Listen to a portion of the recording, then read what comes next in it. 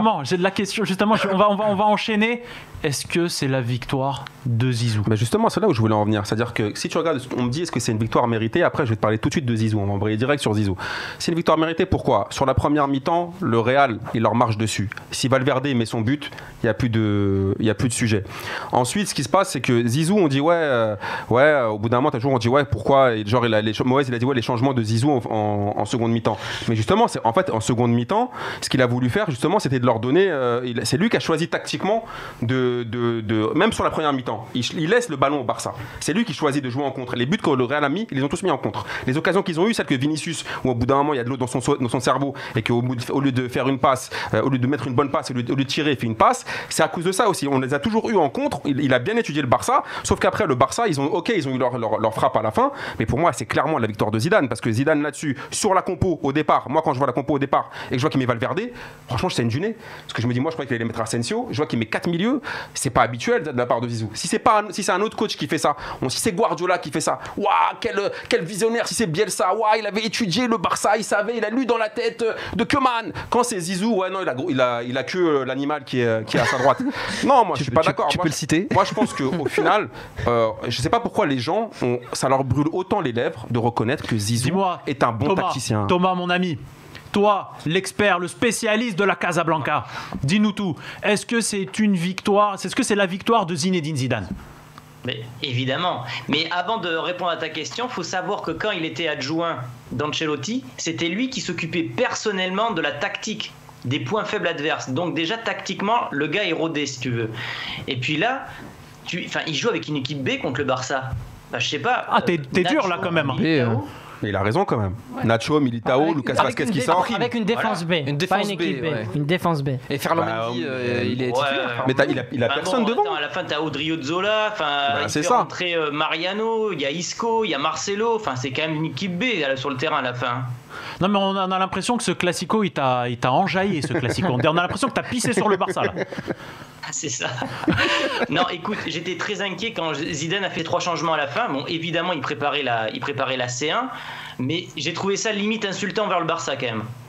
Mais justement, est-ce que quand tu dis tactiquement, donne-nous un peu de billes pour toi, qu'est-ce qui fait qu'aujourd'hui, je vais revenir sur le visuel, est-ce que on a une belle petite chatte qui a été qui est sur le visuel, faut le dire, c'est normal, c'est le féminin du chat, il y a pas de sujet. Hors contexte. Est-ce que je veux juste qu'on coupe la vidéo on a une belle petite chatte. Non mais justement, est-ce que Zizou a de la chance, ou est-ce que Zizou, clairement, pour toi sur ce match, tu vas me citer, Amin Zaghi l'a dit, le placement de Valverde, ou est-ce qu'il y a autre chose qui t'a sauté aux yeux? Tu dis Zizou là il a été trop fort.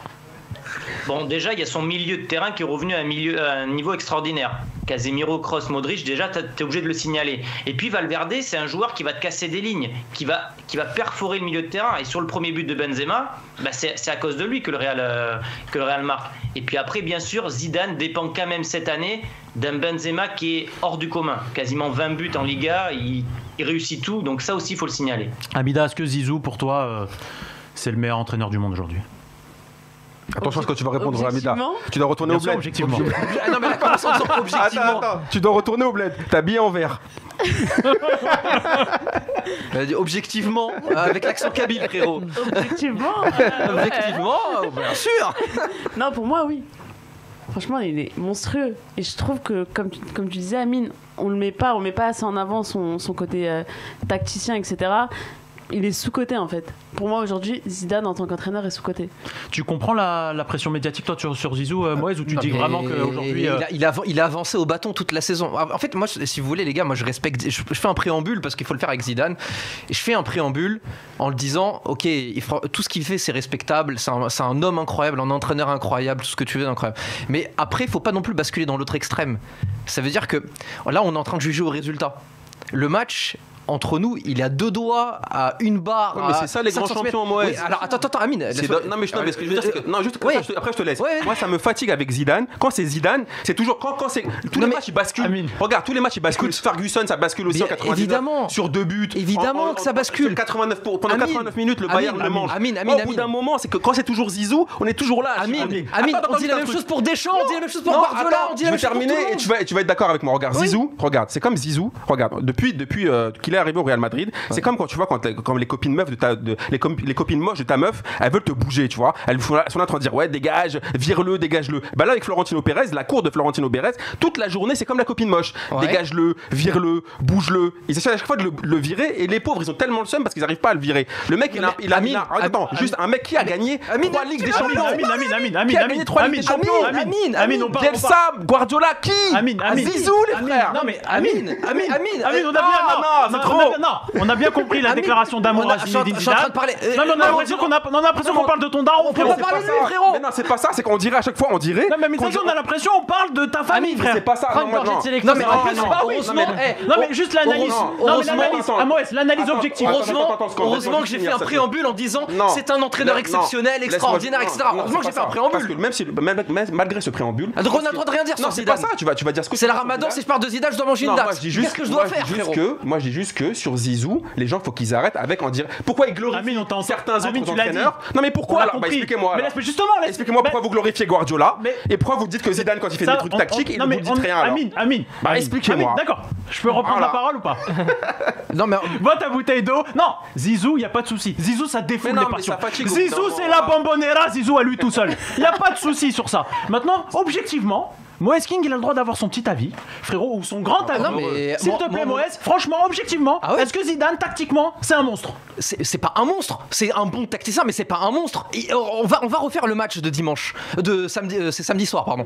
Samedi soir. Son match à samedi soir, c'est tactiquement, c'est bien vu.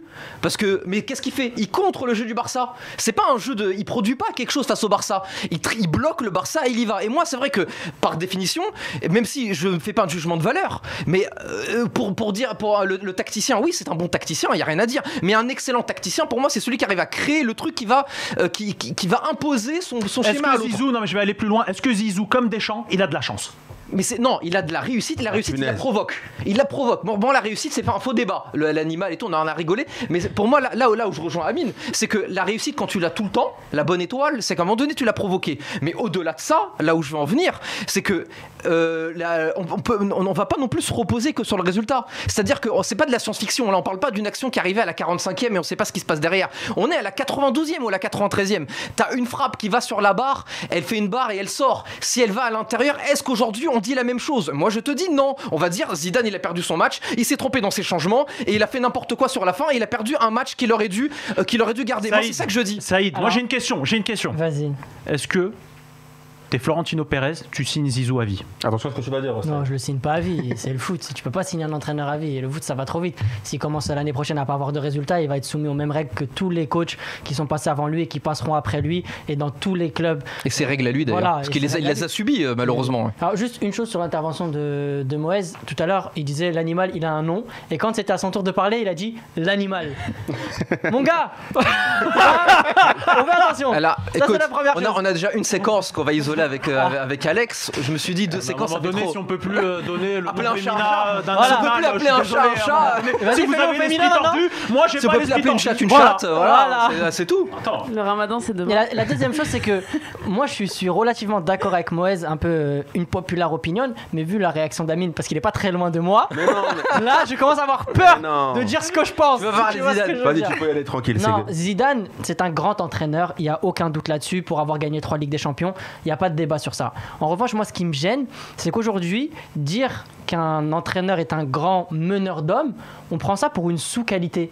Ça veut dire que si on te dit pas que t'es un grand tacticien, c'est le Graal suprême. T'es pas obligé d'être un énorme tacticien pour être un énorme entraîneur. Ouais, mais ça, si je peux te couper. Il y a plein d'entraîneurs qui n'étaient pas des gros tacticiens. On le réduit à ça. Moi, ça qui m'énerve. On le réduit à Crary, c'est un mono de colonie. Ouais, c'est un meneur d'hommes. On dit pas qu'il a ce qu'il fait sur ses matchs. Il y a juste Thomas qui est pas sur le plateau. On va lui poser la question. Thomas, en tant que tactique, il assure aussi. Vas-y, rapidement, juste, il est tacticien. De toute façon, pour être entraîneur en grand club, tu passes un diplôme. Donc, on te valide tes théories de tactique, etc.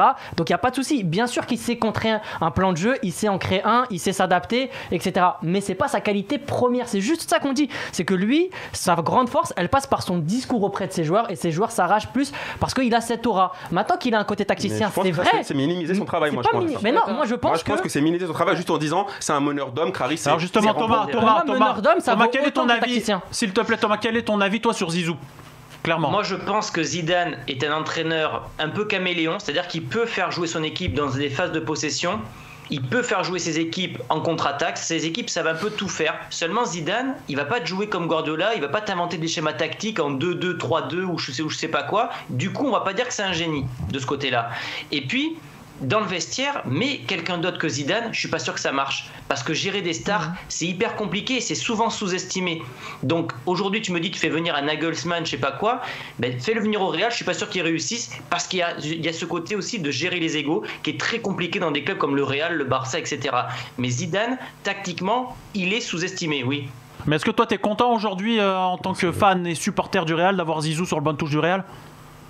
Là, actuellement, oui, parce que je sais pas qui peut faire mieux à sa place au Real aujourd'hui. Ah, ça, on est Mais t'as d'accord. pu douter de lui ou pas ? Mais est-ce que t'as pu... que Nagelsmann fasse mieux au Real que Zidane. Mais est-ce que t'as pu douter à un moment donné de Zinedine Zidane ? Ah oui.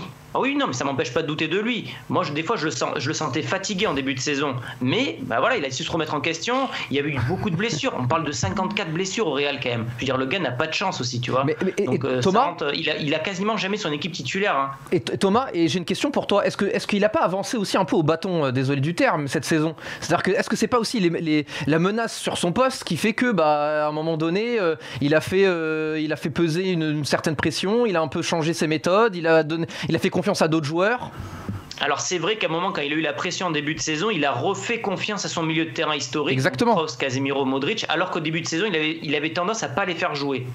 Et apparemment, c'est même les joueurs qui sont allés le voir pour leur dire faut refaire jouer ce milieu-là parce que au milieu, on est complètement dépassé. Mais bien sûr qu'il a la pression comme tous les autres. Zidane, il n'est pas aveugle. Hein. Ouais, mais est-ce que mais il y aurait d'autres entraîneurs qui ne l'auraient pas fait ? Est-ce que aussi c'est pas une preuve d'intelligence de la part de Zinedine Zidane de dire ok les gars, je vous écoute, je vous entends, on va repartir sur ce milieu de terrain-là ? Bien sûr, mais Zidane, il est hyper modeste, Zidane. Tu vois, c'est pas le mec qui va avoir le melon parce qu'il a gagné 3 Ligues des Champions, qu'il est champion du monde et tout. Ça, c'est une grande force chez lui. Après, il a des défauts, tu vois, mais franchement, c'est quoi les défauts ? Justement, les défauts, quels sont-ils ? Non, commencez pas sur ces problèmes-là. Non, mais les défauts, quels sont-ils ? Non, mais c'est vrai, c'est intéressant. La distance. Lui, la distance, ça va. On a tendance à sublimer Zidane.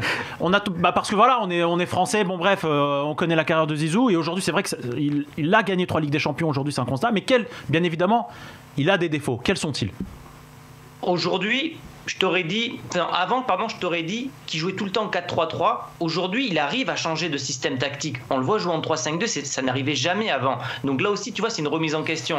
Après, en défaut comme ça, peut-être la langue de bois, j'en sais rien, ce genre de truc, mais sinon, j'en vois pas tellement au Real, tu vois.